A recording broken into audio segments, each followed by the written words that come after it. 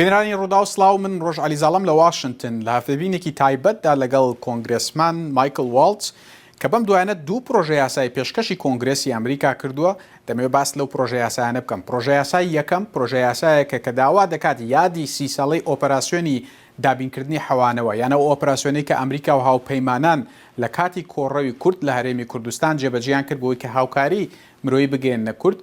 کۆنگرێسمان والتز دەیوێت ئەوە لە نێو کۆنگرێسی ئەمریکادا یاد بکرێتەوە. پرۆژە یاسایەکی دیکە کە لەگەڵ کۆنگرێسمانێکی دیکەدا پێشکەشی کردووە داوا دەکات ویزای تایبەت بدرێت بەو کوردانەی سووریا کە هاوکاری ئەمریکا بوون لە شەڕ دیژە داعشدا. کۆنگرێسمان زۆر سپاس کە لەگەڵمانی با لەو پرۆژە یاسایەوە دەست پێ بکەم کە دەتەوێت بۆ یادکردنەوەی 30 ساڵەی ئۆپەراسیۆنی دابینکردنی حەوانەوە لە کۆنگرێس ئەنجام بدرێت. بۆچی ئەم پرۆژە یاسایە و ئێستا؟ Well, number one, the Kurds are a fantastic culture, people, and خاڵە یەکەم کوردگەلێکی باش و بکولترن. هەفپەیمانین ئەمریکایە. وی ئۆپەراسیۆنێ وەها کرد کە ئازادیە گەلێ کورد هەبە و بهێنەکە دوور ji zulmkariya rejima Saddam Hüseyin vedin. Karîn li ser piyê xwe rawestin û di aliyê siyasî û aborî de statiya xwe ava bikin û civakê çê bikin.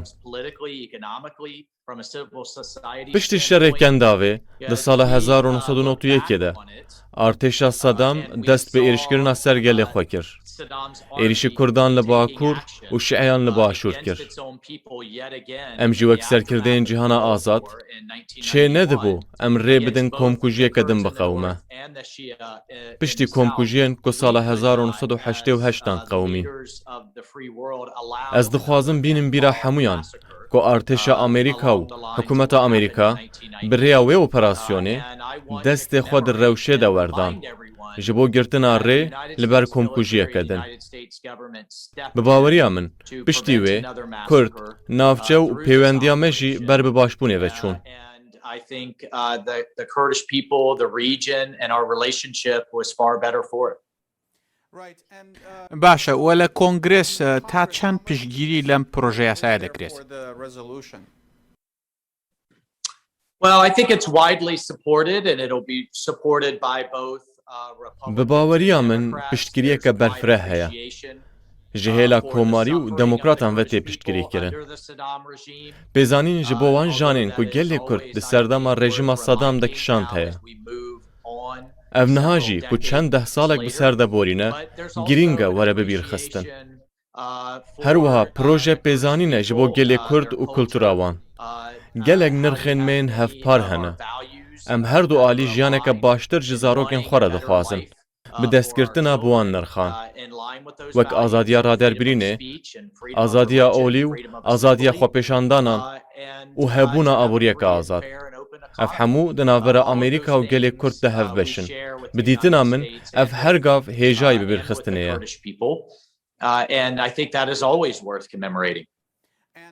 باشە پرۆژە یاساکە بۆ یادکردنەوەی ئۆپەراسیۆنی دابینکردنی حەوانەوەی بەڵام هیچ شتێکی دیکەی لێ سەوز دەبێت؟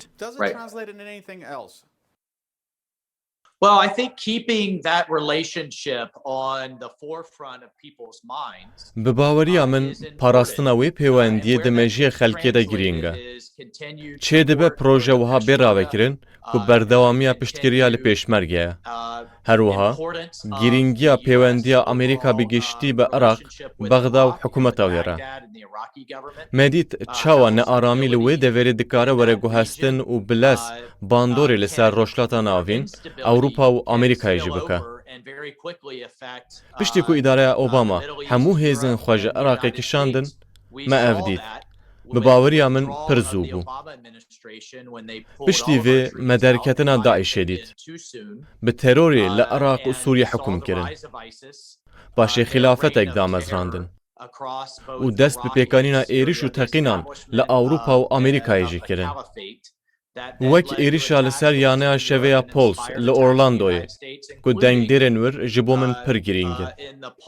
Em hergav bi bîra encûmenên Kongresê tînin ku nearamiya welatên hevpeymanên me, piştgirînekirina hevpeymanên me dikare pir bi lezgînî bibe sedema derketina tundutujiyê li hemû cîhanê. Ev bibîrxistin pir girîng e. To violence and attacks around the world is very important. و ئێستا باس لە کشانەوەی هێزەکانی ئەمریکا لە عێراق دەکرێت. ئایا ئەوە شتێکە کە نیگەران تام بکات چونکە وەکو خۆشت پێشتر ئاماژەت پێکرد کاتێک کە هێزەکانی ئەمریکا لە عێراق کەمکرانەوە بینیمان کە داعش سەری هەڵدا و بەم دوایانە زیادبوونی هێرشی داعش و هێرشی گروپی دیکەشمان بینیوە لە کەرێمی کوردستان و لە عێراق تا چەند نیگەرانت دەکات ئەوانە؟ It does concern me because we have to constantly من دلگران دکە پێویستە ئەم هەرگاف ji serkirdên siyasî û gelê Amerîkayê re zelal bikin ku em li dijî îdeolojiyekê di şer de ne. Em şerê ravekirineke pir tund û tuj a olekê dikin ku ol bi xwe pir bedewe, ew jî îslam e. Fikirîna Daeş û Qaîdê ne heman fikirîna misilmanên cîhanê ye. Tevî vê jî karîne me jê gelek kesan bo wê ravekirina xwe bikişînin. Pêwîst e em bînin bîra gelê Amerîkayê ku ew êrişên terorîst wê werin nav Amerîkayê jî. Eger em rê li ber wan negirin, dê li hundirê Amerîkayê jî êrişî me bikin. Ev hewldaneke demdirêj e. Wek çawa çend deh salan domand heta ku îdeolojiyên komünîzm û faşîzmê şikestin. Pêwîst e em bi hevpeymanên me yên hevnêrîn re kar bikin û herdem guvaşê li ser kirdan bikin. Piraniya wan tundrewan bêhtir di hizra wê yekê de ne ku destlata wan hebe û ne di xema olê de ne. Ji bo rûbirûbûna wan pêwîst e em piştgiriya hevpeymanên me yên li cîhanê bikin.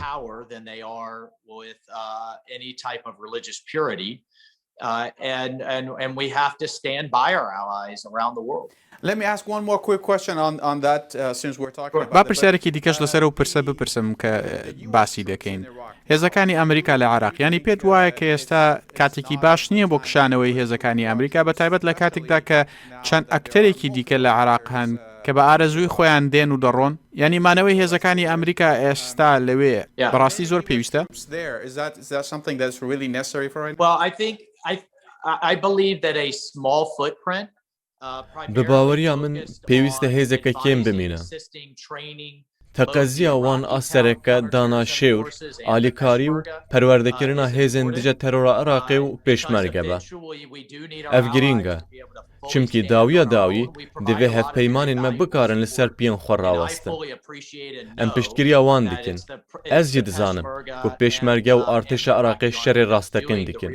Lê piştgiriya ku em peyda dikin, wek dana zanyariyên istixbaretî û alî lojîstîk û piştgiriya esmanî pir girîng e. Ew jî girîng e ku were zanîn milyar dolarên Amerîkî ku wek baş tên komkirin, ji bo wê piştgiriyê tên bikaranîn. Ji ber vê sedemê bi nêrîna min hebûna hêzeke kêm girîng e. Hem ji bo hevpeymanên me, hem ji bo ewlekariya Amerîkayê jî. Girîng e ew hejmara kêm a leşkerên Amerîkî li Iraqê bimînin.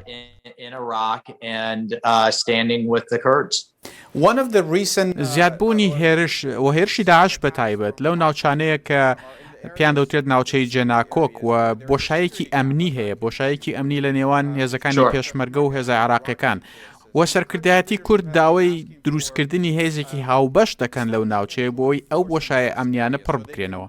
بە بۆچوونی تۆ پشتگیرێک لە کۆنگرس لە ئەندامانی کۆنگرس هەیە بۆ داواکاریکی لەو شێوەیە چونکە ینی بەڕاستی بڵێم دروستکردنی هێزێکی لەو شێوەیە پێویستی بە پشتیوانی ئەمریکاش هەیە.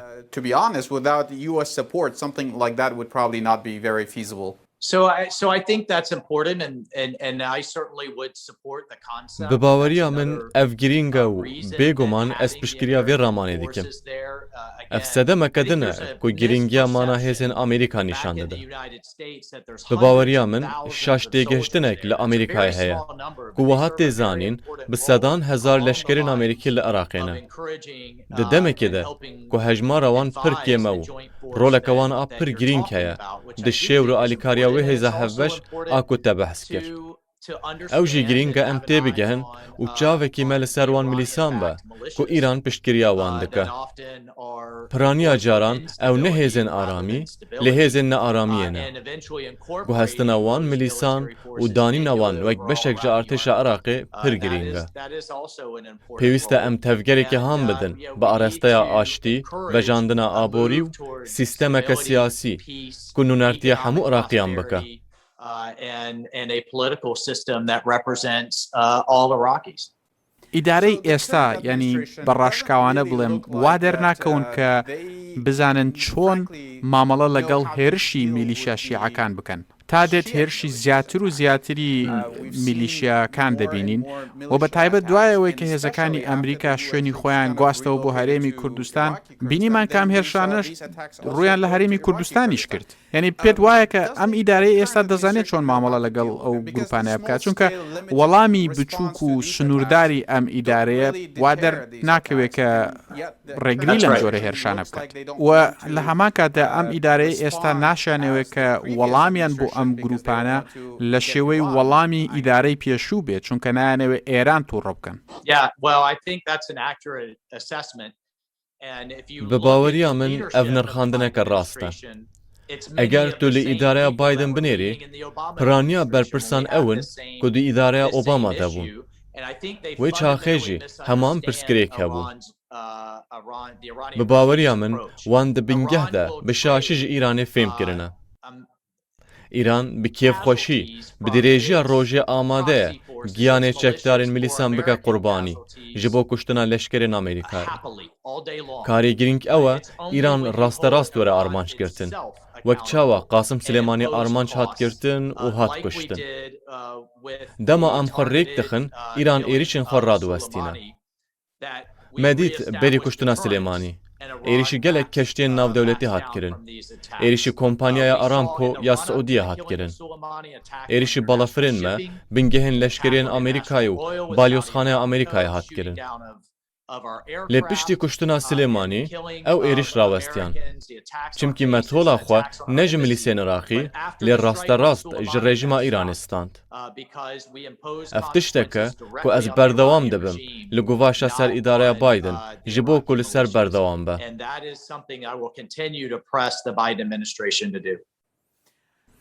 بگەڕێنەوە سەر پرسی پرۆژە یاساکان تۆ هەروەها لەگەڵ کۆنگرسمانێکی دیکەیە پرۆژە یاسایەکی دیکەتان جارێکی دیکە پێشکەشی کۆنگرس کردەوە کە داوا دەکات ڤیزا بۆ ئەو کوردانەی سووریا دابین بکرێت کە هاوکاری ئەمریکا بوون لە شەڕی داعشدا. پێم وایە ئەو پرۆژە یاسایە سەرەتا لە 2019 پێشکەشی کۆنگرس کرا بەڵام چی ڕوویدا بۆچی ئەگەر پشتیوانی لێ نەکرا یعنی بۆچی پشتیوانی لێ نەکرا؟ Vê projeyasayê pir balkişand. Pesendkirina projeyasayeke bi vî rengî çend rehendên wê hene.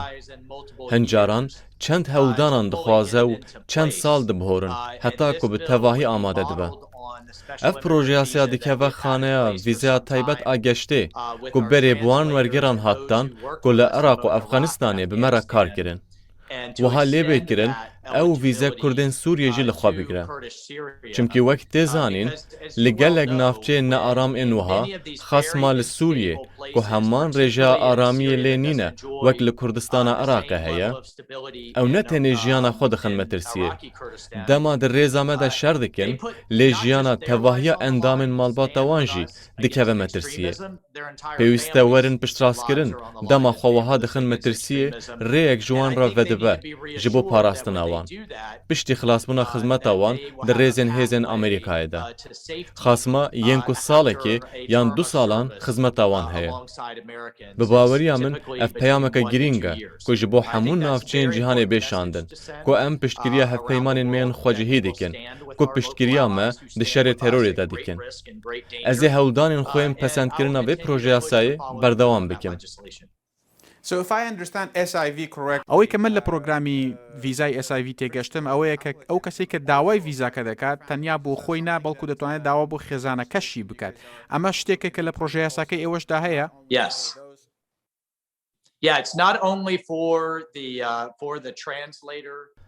ئەرێ ئەو ڤیزە ne tenê ji bo wî wergeriye ku bi hêzên Amerîkayê re kar dike û xwe dixe metirsiyê. Em dizanin eger Daeş yan grûpên tundrew ên din wan kesan nas bikin ku bi me re kar dikin, dê jiyana malbatên wan bikeve metirsiyê. Program malbatên wan jî li xwe digire. Ango xizmên wan ên herî nêzik. Em ê paşê hûrguliyên projeyasayê belav bikin.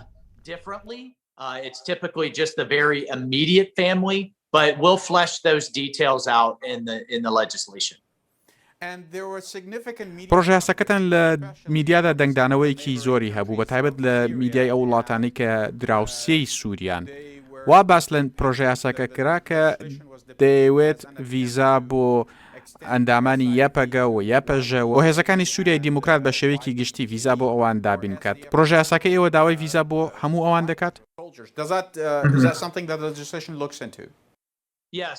ئەرێ ئەم هێژ مژولی گەنگەشەکردنە هورگولیانە ئاشکرایە ئەم نکارن وها بکەن ئەف پرۆژە یاسا تو گروپێکێ لەخوا بگرە ku wek grûbên terorîst naskirine. Em ê destnîşankirinê berteng bihêlin. Wek a ku niha hatiye nivîsîn, hêzên Sûriya Demokratîk li xwe digire. باشە پرسیارێکە لەسەر پرۆژە یاساکەی دیکە کردن دەمە لەسەر ئەم پرۆژە یاسایش بپرسم. دەزانم لەم پرۆژە یاسایەدا کۆنگرسمانێکی دیموکراتیشت لەگەڵتایە لە نێو ئەندامانی دیکەی کۆنگرس ئەوان چی دەڵێن پشتگیری ئەوان هەیە؟ ئەرێ هەنێک پشتگیری هەیە. پشتگیریya demokratan pir giring e. Bêhed giring e çimkî niha li Kongresê demokrat piranîne. Ji vê jî giringtir, ez wiha dibînim ku ev proje yasa bikeve çarçova proje yasaya bergiriyê. Ew proje yasa jî hergav salane tê pesend kirin. Li hema pir giring e ku ev proje yasa bikeve nav projeyeke mezintir û paşê bibe yasa.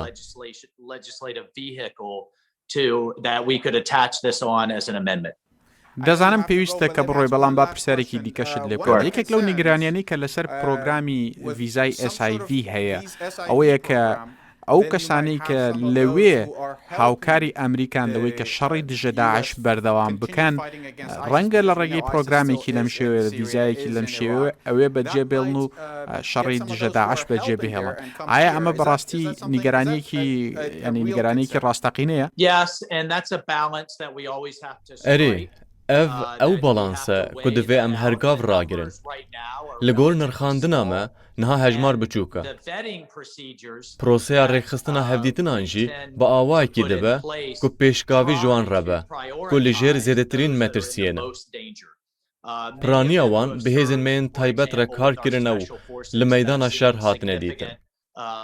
Ew dikarin teqez bikin ku malbatên wan di metirsiyê de ne. Em hewl didin wan bînin pêş.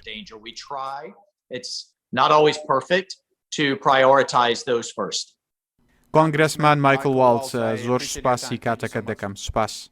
Belê, spas.